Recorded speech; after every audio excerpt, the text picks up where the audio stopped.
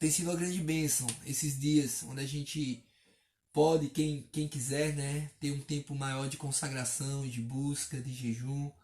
Durante 40 dias nós estamos buscando o extraordinário, esse é o tema que Deus colocou em nosso coração. E nos primeiros dias nós falamos sobre vários avivamentos, falamos sobre o Deus que abençoa, falamos também sobre quando o fogo caiu através da vida de Moisés, na vida de Elias, quando ele confronta os profetas de Baal. E ontem nós falamos sobre a vida de Asa e de Josafá, dois reis que Deus usou para trazer uma reforma e um avivamento sobre a história de Israel. E hoje nós vamos falar sobre a vida de Ezequias. E sem mais demoras, vamos iniciar. Vamos iniciar lendo o livro, compartilhando algo e no final nós vamos estar orando, né? Nós vamos estar orando, clamando por este avivamento, pelo poder de Deus, para que o fogo de Deus caia sobre nossas vidas. Amém? Deus abençoe você, fique à vontade. E vamos iniciar nosso estudo de hoje. Ezequias, o título é Nunca é Tarde Demais. Amém? Ezequias chegou ao trono em um dos mais negros momentos da história de Judá. Seu pai Acais era um fracasso como rei, muito mau. Fez tanto para destruir a nação, que nem sepultado foi nos túmulos reais. Foi um alívio para a nação quando ele saiu de cena. A Bíblia vai nos mostrar que Acais foi um péssimo rei. Ele chegou a oferecer, para você ter ideia, ele chegou a oferecer 2 de seus filhos em sacrifício, em sacrifício idólatra. Ele ofereceu seus filhos em sacrifício e Deus nunca aceitou sacrifícios de crianças ou sacrifício humano. Ele foi muito mal, ele adorou a outros deuses e ele promoveu todo tipo de idolatria na nação de Judá. Mas eu quero que nós entendamos que Ezequias ele nasce nesse contexto. Ele nasce em um contexto onde a perversão e a idolatria, onde o povo estava vivendo longe de Deus. E o título do capítulo de hoje é Ezequias, nunca é tarde demais. Vem comigo. Estou pulando algumas partes para que a gente possa ir direto aos pontos principais que a gente quer destacar. A nação de Judá foi reduzida à desgraça, atacada por todos os lados. Graças a Deus, um filho de Acais sobreviveu. Mas que situação desesperadora este jovem rei de 25 anos tinha de enfrentar. Espere, veja o que Deus fez ou faz em favor e por meio de um jovem rei com o coração em chama por ele. É isso que eu quero destacar nesse início. Ezequias está pegando a nação totalmente devastada pela idolatria e distante de Deus. Mas observe o que Deus faz. Quando o coração está ardendo em chamas por Deus. Quando o coração está disposto a confrontar toda a condição de pecado e trazer o verdadeiro avivamento do Senhor. Amém? A Bíblia diz que no primeiro mês do seu reinado, Ezequias ordenou que os portais do templo fossem abertos e começassem os reparos. Chamou os sacerdotes e levitas e desafiou-os a restaurar o templo ao estado santo que tiveram anteriormente. Ezequias disse-lhes, 2 de Crônicas 29, 8 e 10. Acompanhe o que ele disse. Por isso, a ira do Senhor veio contra Judá e Jerusalém, e ele os entregou para serem objetos de horror, espanto e zombaria, como estás vendo com os vossos olhos. Agora, tenho no coração o propósito de fazer uma aliança com o Senhor, Deus de Israel, para que a sua fúria se desvie de nós. Os sacerdotes se consagraram e começaram a obedecer à ordem de Ezequias. Vieram purificar o templo do Senhor, conforme a ordem do rei, segundo as palavras do Senhor. 2 de Crônicas 29, versículo 15. Temos vários versículos para ler. Ezequias ordenou que louvassem o Senhor com as palavras de Davi e Asaf. Que a alegria encheu o coração de todos ali presentes. Seus pecados foram perdoados e o povo regozijara-se. Disse-lhes o rei: agora que vos consagrastes ao Senhor, chegai-vos e trazei sacrifícios e ofertas em ações de graças ao templo do Senhor. E a comunidade trouxe sacrifícios e ofertas em ações de graças. E todos os que estavam dispostos de coração trouxeram sacrifícios. Foram trazidos tantos sacrifícios que não havia sacerdotes suficientes para completar o sacrifício, e assim os levitas os ajudaram. Ezequias alegrou-se e, com todo o povo, por causa daquilo que Deus tinha preparado a favor de todo o povo. Por isso, tinham feito de improviso. 2 de Crônicas 29, 36. Então, o povo começou a orar, começou a clamar, começou a se colocar diante de Deus. Ezequias convocou o povo para orar, e o povo, ele atendeu ao chamado de Deus. Sabe, irmãos? Acontece aqui aquilo que está predito lá em 2 de Crônicas 7,14. Se o meu povo, que se chama pelo meu nome, se humilhar, orar e buscar a minha face, e se converter dos seus maus caminhos, então o Senhor ouvirá dos céus, perdoará o nosso pecado e sarará a nossa terra. Ezequias chamou o povo ao arrependimento e o povo atendeu o chamado de Ezequias. E eu e você nesses dias tem sido chamado ao arrependimento, sabe? Nós precisamos nos arrepender. A Bíblia diz que se dissermos que não temos pecado, nós somos mentirosos e fazemos de Deus mentiroso.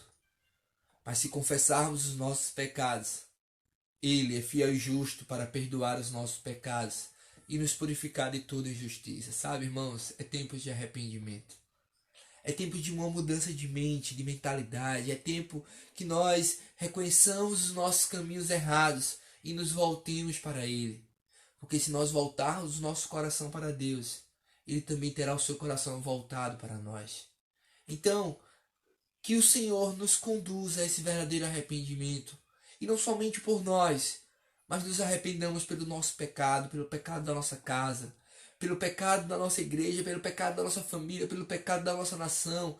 Que nos humilhemos diante do Senhor em arrependimento, a fim de que o poderoso sangue de Jesus nos purifique de todo o pecado e que nós possamos entrar com confiança diante da presença do Senhor. Amém?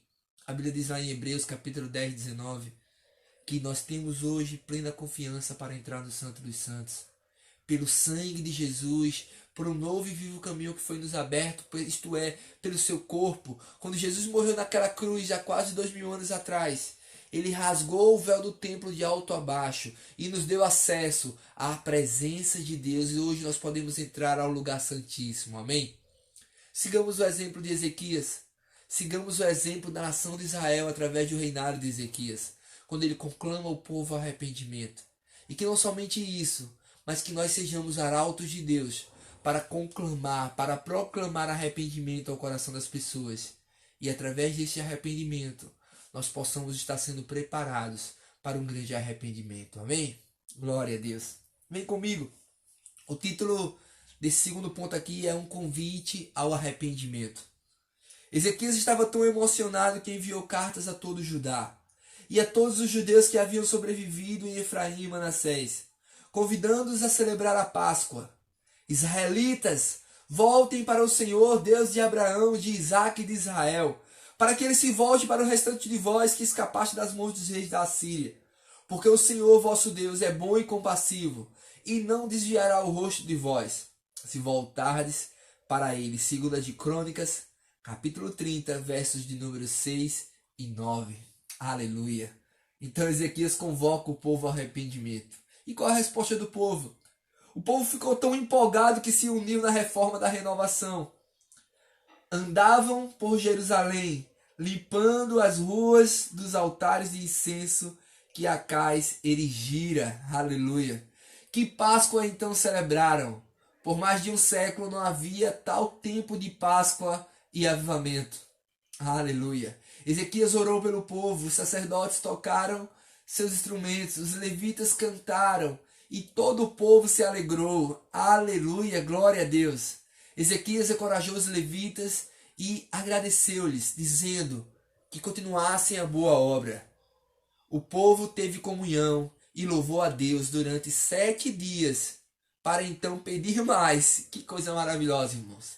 Eles louvaram a Deus durante 7 dias e então eles pediram mais. Veja o que aconteceu. Não queriam ir para casa. Durante 14 dias eles se reuniram, celebraram, louvaram e cantaram. Sacrificaram 2.000 novilhos e 17.000 ovelhas e cabritos. O povo estava de tal modo aceso, avivado, abençoado, que todos queriam ajudar a purificar a nação da idolatria. Observe o que a palavra do Senhor diz. Depois que tudo isso terminou, todos os israelitas que estavam ali saíram às cidades de Judá e despedaçaram as colunas, cortaram os postes ídolos, derrubaram os altares das colinas e os demais altares. Por todo Judá e Benjamim, como também em Efraim e Manassés, até as destruírem completamente. Depois, todos os israelitas voltaram para as suas cidades, cada um para o seu território. Que obra maravilhosa! Eles celebram a Páscoa, eles buscam a Deus, eles louvam ali por pelo menos 7 dias e querem continuar, e continuam completando 14 dias. E quando eles saem dali, eles saem destruindo os altares sagrados a outros deuses, os postes ídolos, e todas as colinas sagradas. Eles saem estabelecendo o nome do Senhor como o único Deus vivo e verdadeiro. Irmãos, sabe? Quando nós estamos diante do Senhor, é necessário que sobre nós salte uma veia profética, sabe? Sabe o que eu quero falar por veia profética? É aquela veia que se aborrece com aquilo que aborrece o coração de Deus. Quando alguém faz mal aos seus pequeninos, nós somos também constrangidos, nós somos também, como é que eu posso dizer, maltratados juntamente. Nós sentimos a dor do coração de Deus. E esse povo, ele sentiu a dor do coração de Deus quando Deus estava aborrecido com aquela idolatria. E não basta simplesmente adorar a Deus, mas é necessário denunciar o pecado, denunciar o erro, denunciar a idolatria. Escute muito bem o que eu vou falar para você nessa noite, ou em qualquer horário que você está assistindo esse vídeo. Nós, que temos sido tocados por Deus, que temos sido ministrados pelo Senhor, que temos sido levados ao arrependimento, não podemos parar por aqui, mas nós precisamos ir às pessoas e convocar elas a se arrependerem, dizer a verdade do Evangelho. Sabe, um homem de Deus certa vez perguntou a um pastor, na verdade um jovem perguntou a um pastor: o senhor acha que se a igreja fosse mais fiel, ela seria mais perseguida? E aquele pastor prontamente respondeu: não, eu não acho isso. Eu não acho que se a igreja ela seria perseguida se ela fosse mais fiel. Eu confundi a frase, né? Mas eu sei que o final da frase é o seguinte: se ela fosse mais fiel, ela seria perseguida. Na verdade, aquele jovem ele pergunta: se a igreja fosse perseguida, ela seria mais fiel? E a resposta é: não, na verdade. Se ela fosse mais fiel, ela seria perseguida. Sabe por que muitas vezes o mundo nos ama tanto e não se aborrece de nós? É porque muitas vezes nós não estamos sendo tão fiéis como deveríamos. É necessário que nós sejamos fiéis. É necessário que nós digamos a verdade do Evangelho. E é necessário que nós convoquemos as pessoas ao arrependimento. E nós denunciemos a condição de pecado. E que elas precisam se voltar para Deus. Que elas precisam receber Jesus para se tornarem filhos de Deus. Amém? Então esse é o meu convite. Esse é o convite do Evangelho. Para que cada um de nós possa ser usado. Para que as pessoas possam se voltar para Deus. Assim como uma nação de Judá. Assim como esse povo aqui, através da vida de Ezequias, começou a confrontar os ídolos daquele povo, nós precisamos confrontar os ídolos da nossa nação, os ídolos da nossa sociedade, mostrando que somente o Senhor é Deus e somente Ele é digno de ser adorado. Amém? Vamos prosseguir. Vamos prosseguir no nome do Senhor Jesus. Conforme diz Esdras e provavelmente o autor de Crônicas, Ezequias fez isso em todo Judá. E fez o que era bom, correto e fiel diante do Senhor, seu Deus. Toda a obra que realizou no serviço do templo de Deus, e de acordo com a lei e os mandamentos, para buscar a seu Deus, ele o fez de todo o coração, e foi bem sucedido. Amém? Eu não vou ler a última parte desse livro, mas eu vou citar para a gente a última parte, sabe? Ezequias é um testemunho vivo para nossas vidas, sobre está numa condição de pecado deplorável, uma condição onde as pessoas estão longe de Deus. e ser usado por Deus para trazer reforma e trazer avivamento. Mas teve momentos difíceis na vida de Ezequias, assim como teve na vida de Asa, assim como teve na vida de Josafá. A Bíblia diz que em um determinado momento o rei da Síria, chamado Senaqueribe, ele veio contra o povo de Judá.